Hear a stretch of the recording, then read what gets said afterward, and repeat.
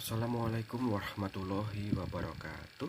Kami dari kelompok 5 yang beranggotakan saya sendiri, saya Hendrik Saputra, NPM 19133100004, dan rekan saya Solido Noel Endarto, NPM 19133100038,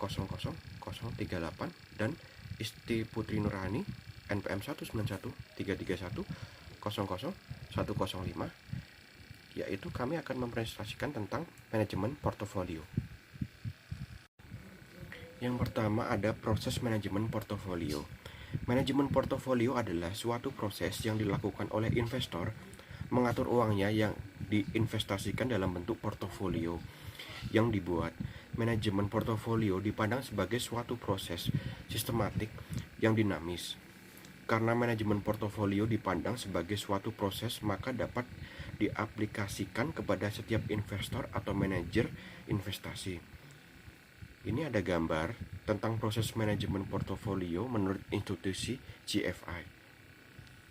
Selanjutnya, ada proses manajemen portofolio yang diusulkan oleh GFI dapat dibagi menjadi 3. Yang pertama, itu adalah perencanaan atau planning. Yang kedua, eksekusi atau execution, dan umpan balik atau feedback. Yang pertama itu adalah perencanaan atau planning. Itu meliputi melihat sasaran-sasaran, batasan-batasan, dan preferensi-preferensi yang ditentukan oleh investor. Yang kedua itu menetapkan kebijakan-kebijakan dan strategi-strategi pembentukan portofolio. Yang ketiga, mempertimbangkan kondisi-kondisi eksternal seperti ekonomik, sosial, politikal, dan sektor atau industri. Yang keempat, itu menetapkan ekspektasi pasar modal. Yang kedua itu eksekusi atau execution, meliputi mengimplementasikan strategi ke dalam pelaksanaan taktis dalam bentuk alokasi aktiva taktis dan optimalisasi portofolio dalam mewujudkan kombinasi return dan risiko terbaik yang memenuhi sasaran-sasaran investor. Yang kedua, pemilihan sekuritas. Yang ketiga, mengimplementasikan dan mengeksekusi portofolio. Selanjutnya, umpan balik itu meliputi memonitoring portofolio dan merespon terhadap perubahan-perubahan input-input investor dan pasar. Yang kedua, menyeimbangkan atau rebalancing portofolio. Yang ketiga, itu mengevaluasi kinerja portofolio untuk meyakinkan sasaran-sasaran investor masih terpenuhi. Selanjutnya, ada perencanaan portofolio. Tahapan awal dari proses manajemen portofolio adalah perencanaan planning. Terhadap perencanaan ini memfokuskan pada penutupan input-input yang diperlukan untuk membentuk portofolio. Ada 3 input yang digunakan untuk membentuk portofolio. Yang pertama adalah return ekspektasian individual sekuritas atau input yang digunakan untuk membentuk return ekspektasian portofolio. Yang kedua, variance return individual sekuritas, dan yang ketiga itu covariant return individual sekuritas. Varian dan covariant return individual sekuritas digunakan membentuk variance return atau resiko portofolio.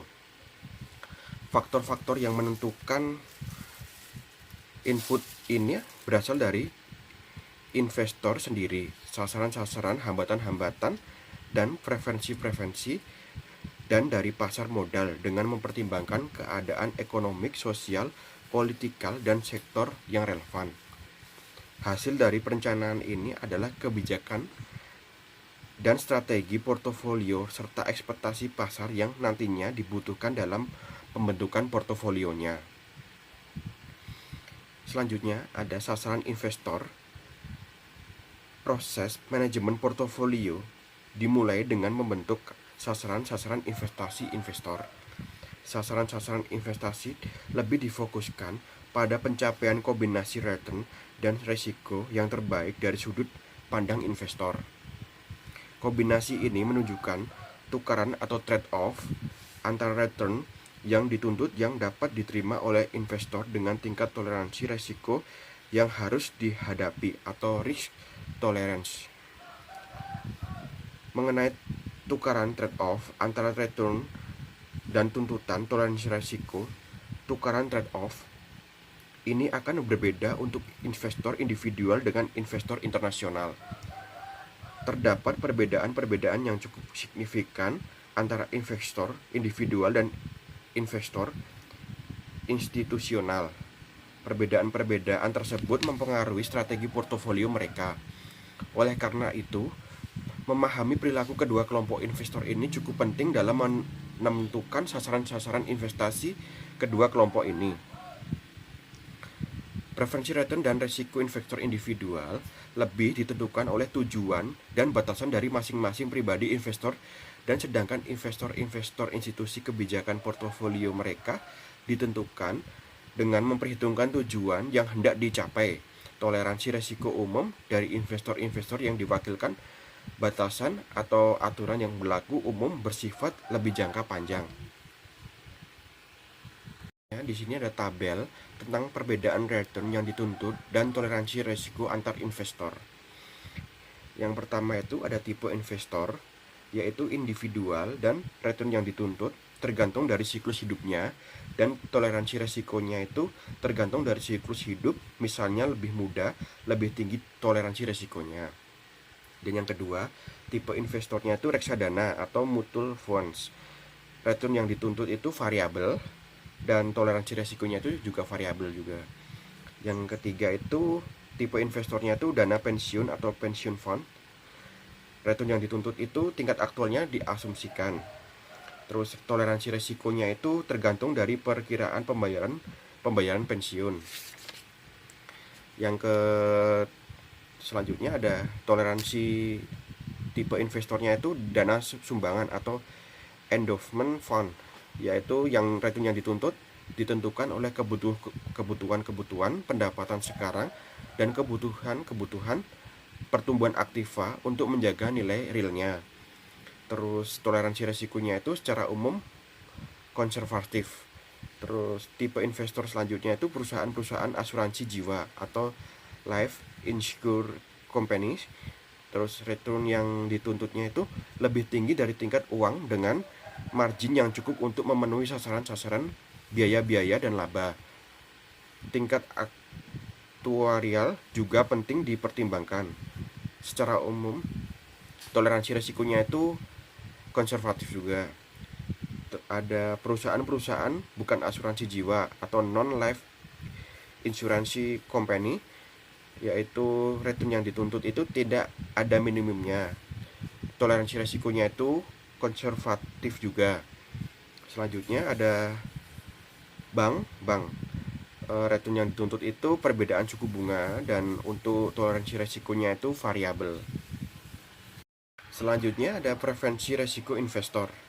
Secara umum, tukaran trade-off return yang dituntut dan risiko yang harus dihadapi oleh investor adalah berhubungan positif, yaitu higher return higher risk dan lower return lower risk, atau lebih tinggi return lebih tinggi resiko dan lebih rendah return lebih rendah resiko. Pertanyaannya adalah tukaran mana yang biasanya dipilih oleh investor? Apakah lebih tinggi return lebih tinggi resiko, higher return higher risk, atau yang lebih rendah return lebih rendah resiko, lower return lower risk? Yaitu tergantung dari preferensi resiko investornya sendiri. Preferensi resiko investor individual akan sangat ditentukan oleh umur dan tingkat penghasilannya. Terima kasih. Selanjutnya, presentasi akan dilanjutkan oleh Mas Solidio Noel. Berdasarkan siklus hidup investor, tukaran return risiko umumnya mengalami perubahan sebagai berikut. Yang pertama, accumulate phase atau yang biasa disebut dengan fase akumulasi. Fase ini merupakan fase awal karir investor individual. Pada awal-awal karirnya, investor individual umumnya masih sedikit memiliki kekayaan, namun masih mempunyai jangka waktunya yang panjang untuk mengumpulkannya. Umumnya, investor ini adalah investor yang masih muda umurnya. Investor seperti ini umumnya rela dan mau memanggung resiko yang lebih besar untuk memperoleh return yang lebih besar. High return, high risk. Yang kedua, terdapat consolidation phase atau yang biasa disebut dengan fase konsolidasi. Fase ini merupakan fase pertengahan sampai akhir karir dari investor individual. Pada fase ini, ketika pendapatan yang diperoleh oleh investor sudah melebihi pengeluaran-pengeluaran yang harus dikeluarkannya untuk menanggung hidupnya, mereka mulai mengakumulasi atau membuat dan mengumpulkan portofolio investasinya. Umumnya, investor ini adalah investor yang sudah tidak muda lagi umurnya. Investor seperti ini umumnya adalah investor yang memiliki preferensi resiko dan tukaran return resiko pada tingkat moderat. Yang ketiga, terdapat spending phase atau yang biasa disebut dengan fase belanja. Fase ini merupakan fase akhir karir dan pensiun dari investor individual. Pada fase ini, biaya hidup investor sudah dapat ditutup dari investasi portofolio yang telah diakumulasi sebelumnya, bukannya dari pendapatan yang diterima yang sudah mulai menurun. Umumnya, investor ini adalah investor yang sudah tua dan pensiun. Investor seperti ini umumnya melakukan investasi yang aman karena sangat menggantungkan hasil dari investasinya untuk menanggung biaya hidupnya, sehingga tukaran return resiko berada di tingkat rendah. Itu akan memiliki investasi dengan resiko yang lebih rendah walaupun hanya memperoleh return yang lebih sedikit atau kecil. Yang terakhir, terdapat gifting phase atau fase memberi. Fase ini merupakan fase akhir dari umur hidup investor. Pada fase ini, tukaran return resiko investor berada di tingkat yang sama dengan return resiko di fase belanja. Berikut adalah tabel kelompok investor berdasarkan preferensi resikonya. Yang pertama, umur. Untuk kelompok 1 muda, untuk kelompok 2 setengah tua, dan untuk kelompok yang ketiga tua. Untuk karir, kelompok 1 awal karir, kelompok 2 pertengahan sampai akhir karir, yang ketiga pensiun. Sedangkan untuk siklus hidup, kelompok 1 accumulated phase atau yang biasa disebut dengan fase akumulasi. Kelompok 2 consolidation phase atau yang biasa disebut dengan fase konsolidasi. Dan untuk kelompok yang ketiga spending phase atau yang biasa disebut dengan fase belanja, dan gifting phase, fase memberi. Tukaran return dan resiko. Kelompok 1 return lebih besar, resiko lebih besar atau yang biasa disebut dengan high return, high risk. Untuk kelompok 2 tukaran return resiko pada tingkat moderat. Dan untuk kelompok yang ketiga, return lebih rendah, risiko lebih rendah, low return, low risk. Untuk tingkat aversi, kelompok 1 investor penerima resiko atau yang biasa disebut dengan risk taker investor. Kelompok yang kedua, investor resiko netral, risk neutral investor. Dan untuk kelompok yang ketiga, investor penolak resiko atau biasa disebut dengan risk averse investor. Dan yang terakhir, keagresifan. Untuk kelompok 1, investor agresif atau yang biasa disebut dengan agresif investor. Untuk kelompok yang kedua, investor moderat atau moderate investor. Dan yang ketiga, kelompok ketiga, investor konservatif atau yang biasa disebut dengan konservatif investor. Berikut adalah tabel kuesioner menentukan toleransi risiko investor. Jika investor menjawab kolom 1, maka mendapat 1 poin. Jika investor menjawab kolom 2, maka akan mendapatkan 2 poin. Dan yang terakhir, jika investor menjawab kolom 3, maka akan mendapatkan 3 poin. Dari jumlah tersebut dapat dikelompokkan toleransi risiko investor tersebut. Jika skor dari 25 sampai 28, toleransi risiko tersebut masuk dalam investor agresif. Jika skor 20 sampai 24, toleransi risiko masuk dalam investor agresif di atas rata-rata. Jika skor 15 sampai 19, maka akan masuk ke investor moderat. Jika 10 sampai 14, akan masuk ke investor konservatif. Dan yang terakhir, jika skor kurang dari 10, maka toleransi risiko tersebut akan masuk di investor sangat konservatif. Dalam pembentukan portofolio, investor pasti dihadapkan pada beberapa batasan. Batasan-batasan yang terjadi adalah yang pertama, likuiditas. likuiditas berhubungan dengan kecepatan suatu aktiva dijual dengan harga yang wajar. Aktiva yang tidak likuid akan dijual dengan nilai diskon jika harus dijual dengan segera untuk menarik minat pembeli. Investor perlu mempertimbangkan bagian portofolio yang minimal yang likuid agar segera dapat dicairkan menjadi uang untuk berjaga-jaga terhadap kejadian tak terduga yang membutuhkan dana dengan segera. Yang kedua, terdapat ketersediaan aktiva. Ketersediaan aktiva berlawanan dengan likuiditas. Jika likuiditas adalah kemudahan dan kecepatan menjual, maka ketersediaan aktiva lebih ke kemudahan dan kecepatan membeli suatu aktiva. Yang ketiga, terdapat horizon investasi. Horizon investasi atau yang biasa disebut dengan investment horizon berhubungan dengan lama waktu investasi karena dana yang diinvestasikan belum digunakan untuk keperluan lain oleh investor. Misalnya, investor mempunyai dana menganggur selama 2 tahun dan setelah itu akan digunakan untuk membiayai kuliah anaknya. Maka horizon investasinya adalah 2 tahun.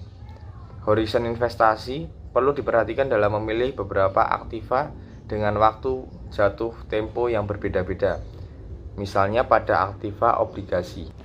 Yang keempat, terdapat peraturan.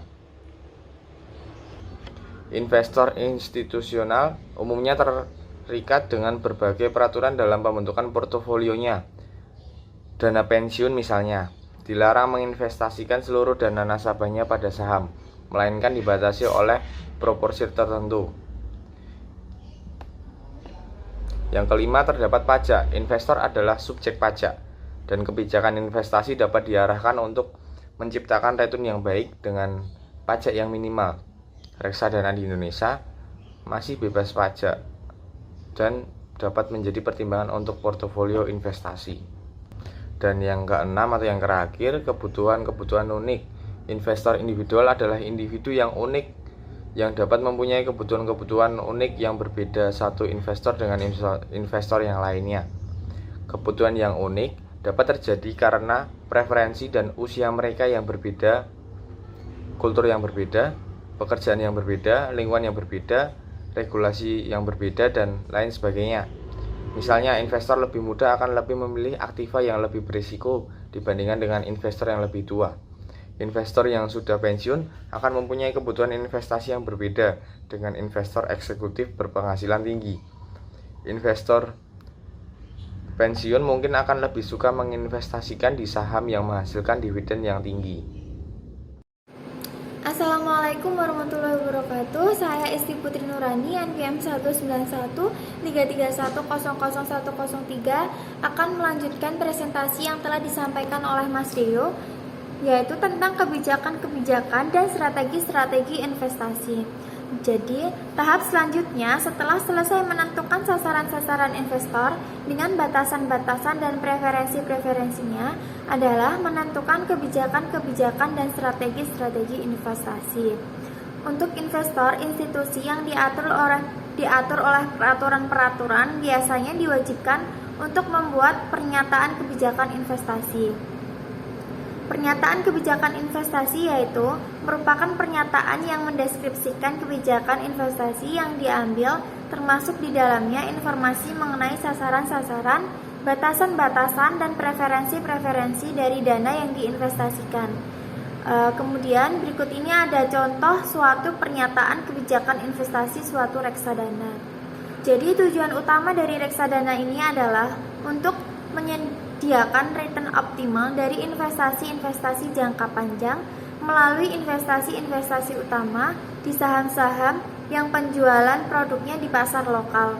Kebijakan ini dilakukan untuk mengurangi efek globalisasi yang merupakan risiko yang tidak mudah diantisipasi tetapi harus ditangani dengan baik. Pemilihan saham-saham juga memperhatikan likuiditas yang melekat karena sasaran pembeli reksadana ini adalah orang tua dan pensiunan. Maka saham-saham yang dipilih juga diprioritaskan pada pemilihan sekuritas-sekuritas yang membayar dividen besar dan konstan. Dana akan dialokasikan 80% ke aktiva saham dan 15% ke SPI. Kemudian yaitu ada pertimbangan-pertimbangan faktor makro yang relevan.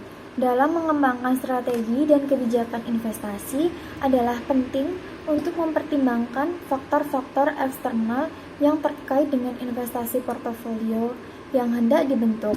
Faktor-faktor tersebut adalah faktor-faktor ekspektasi makro yang dapat mempengaruhi pasar modal. Faktor-faktor makro yang harus dipertimbangkan adalah faktor-faktor ekonomi, sosial, politikal, dan sektor industri. Faktor ekonomik yang penting dipertimbangkan adalah tingkat suku bunga pasar yang akan terjadi karena suku bunga mempunyai hubungan terbaik signifikan dengan kinerja pasar modal. Faktor ekonomi lainnya yang perlu dipertimbangkan adalah inflasi. Inflasi perlu dipertimbangkan terutama untuk investasi berhorizon jangka panjang agar investasi portofolio di kemudian hari tidak kehilangan daya tariknya karena returnnya di bawah inflasi yang terjadi. Untuk yang selanjutnya yaitu menentukan ekspektasi pasar modal. Jadi, hasil pertimbangan faktor-faktor makro yaitu faktor ekonomi, sosial, politikal, dan sektor industri dapat dilanjutkan untuk menentukan ekspektasi pasar modal. Penentuan ekspektasian pasar modal adalah mengekspektasi kondisi pasar modal di masa depan yang harus sudah dipersiapkan sedini mungkin. Misalnya, mengekspektasi return ekspektasian dari masing-masing sekuritas yang akan dimasukkan dalam portofolio. Contoh lainnya adalah mengekspektasi kinerja pasar modal di masa depan, apakah masih bullish atau akan berubah menjadi bearish. Menentukan ekspektasi pasar modal ini merupakan hal yang penting, karena jika salah akan berakibat fatal di kinerja portofolionya. Menentukan ekspektasi pasar modal ini juga akan menentukan pilihan sekuritas yang akan dimasukkan ke portofolio. Misalnya, diekspektasikan bahwa pasar modal akan tetap dalam kondisi bullish di masa depan, maka dapat dipilih sekuritas-sekuritas yang mempunyai beta tinggi atau nilainya lebih besar 1 untuk portofolionya. Karena jika nantinya kinerja pasar modal benar meningkat, maka kinerja sekuritas-sekuritas tersebut akan meningkat lebih besar dibandingkan dengan peningkatan kinerja pasarnya. Sebaliknya, jika diekspektasikan bahwa pasar modal akan dalam kondisi bearish di masa depan, maka dapat dipilih sekuritas-sekuritas yang mempunyai beta rendah atau lebih kecil nilainya dari 1 untuk portofolionya. Karena jika nantinya kinerja pasar modal menurun, maka kinerja sekuritas-sekuritas tersebut akan menurun lebih kecil dibandingkan dengan penurunan kinerja pasarnya. Yang kemudian ada eksekusi portofolio. Berdasarkan kebijakan dan strategi-strategi yang telah dibuat dan ekspektasi pasar modal, tahap selanjutnya adalah mengeksekusi portofolio.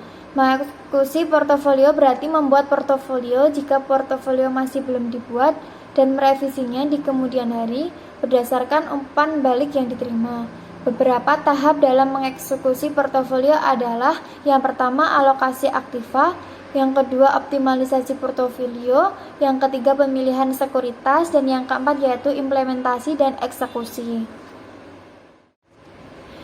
Dalam alokasi aktiva ini terkait dengan keputusan untuk membagi dana yang ada ke beberapa jenis investasi yang dapat dimasukkan pada faktor-faktor yang telah dibahas sebelumnya. Umumnya, untuk investasi keuangan, dana dialokasikan pada 3 tipe aktiva, yakni saham, obligasi, dan instrumen pasar uang. Untuk investasi real, dapat juga diinvestasikan ke tanah, bangunan, logam mulia, dan lainnya. Macam-macam reksadana di Indonesia juga mencerminkan alokasi aktiva tersebut. Reksadana pasar uang mengalokasikan semua dananya ke instrumen pasar uang. Reksadana pendapatan tetap mengalokasikan sebagai besar dananya ke obligasi.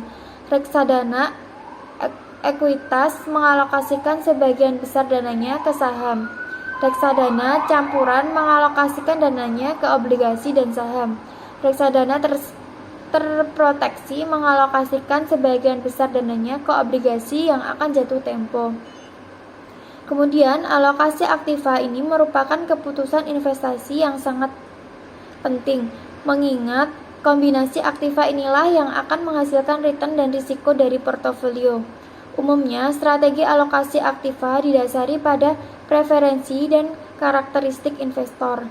Pada dasarnya, strategi alokasi aktiva dibagi menjadi dua, yaitu agresif atau return dan risiko yang tinggi, dan konservatif atau return dan risiko yang moderat atau rendah. Alokasi aset perlu dilakukan dan direvisi setiap saat. Untuk alokasi aktiva, strategi biasanya alokasi aktiva dilakukan sekali tiap beberapa tahun untuk keputusan jangka panjang.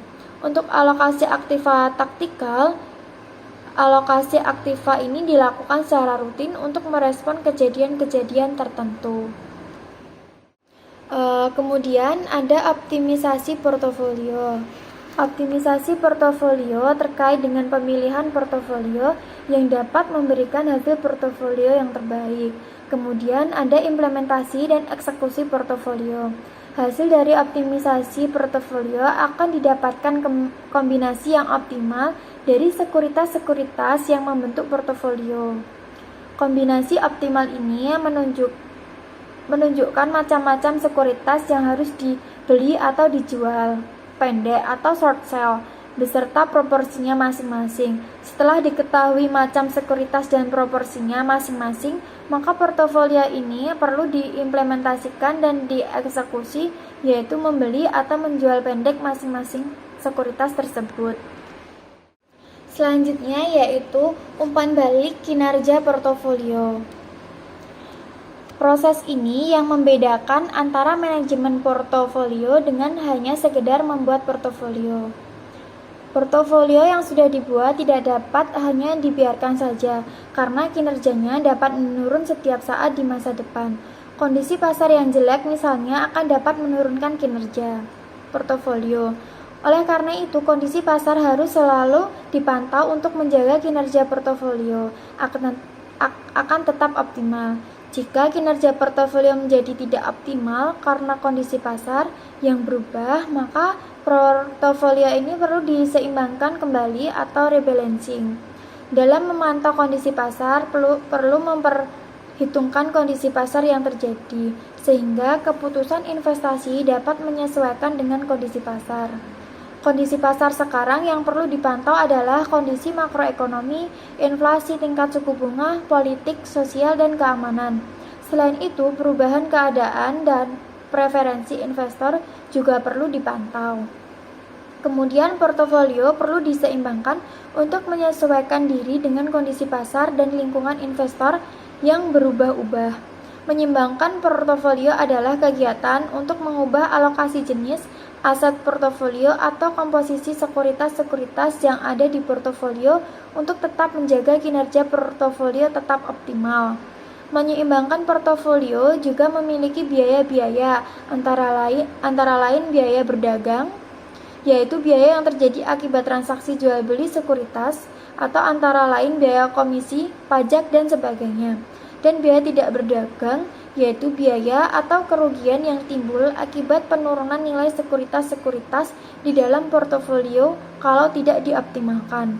Portofolio akan diseimbangkan jika sasaran-sasaran portofolio sudah tidak tercapai lagi, dan biaya-biaya yang dikeluarkan untuk menyeimbangkannya lebih kecil dari peningkatan kinerjanya akibat penyeimbangan ini. Sekian presentasi dari kelompok kami, kurang lebihnya mohon maaf. Wassalamualaikum warahmatullahi wabarakatuh.